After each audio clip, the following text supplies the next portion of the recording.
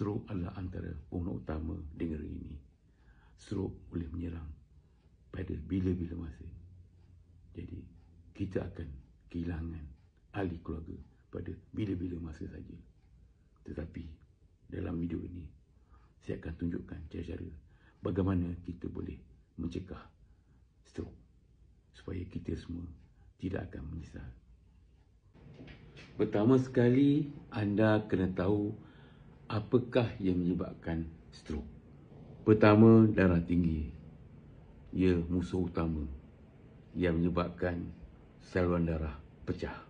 Yang kedua, kolesterol tinggi yang menyebabkan saluran darah tersumbat. Dan ini menyebabkan bekalan oksigen ke otak berkurangan. Yang ketiga, diabetes. Paras gula yang tinggi menyebabkan saluran darah rosak. Yang keempat, merokok dan minum alkohol boleh menyebabkan pembekuan darah. Selain daripada itu, gaya hidup yang tidak sihat seperti kurang bersenam dan pemakanan tidak seimbang turut menambahkan risiko terkena strok. Bagaimana mencegah strok? Ini adalah langkah penting yang kena diamalkan bagi mengelakkan strok. Yang pertama, jaga tekanan darah dan kolesterol. Kurangkan makanan bergaram dan berlemak.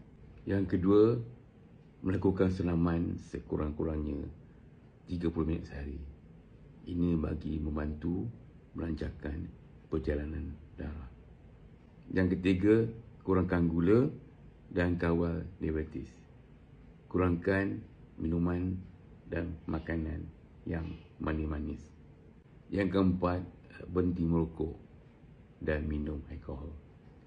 Ini adalah musuh utama kesihatan saluran darah. Yang kelima, ambil suplemen untuk jaga kesihatan saluran darah. Tentu nak yang terbaik kan? Saya boleh cadangkan. Salah satu cara terbaik bagi mencegah strok ialah dengan menjaga kesihatan saluran darah. Saya sendiri mengamalkan Bifil. Bifil ialah minuman botanik yang dirumus khas untuk menjaga kesihatan saluran darah. Bagaimana ia berfungsi?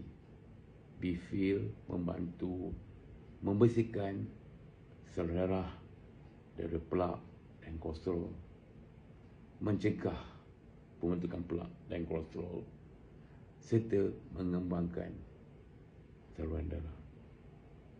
Ini semua akan melancarkan perjalanan darah. Ini bermakna strok mampu dicegah dengan tindakan anda pada hari ini. Untuk mendapatkan lebih info tentang Bifil, sila komen Bifil atau hubungi saya di link bio di atas.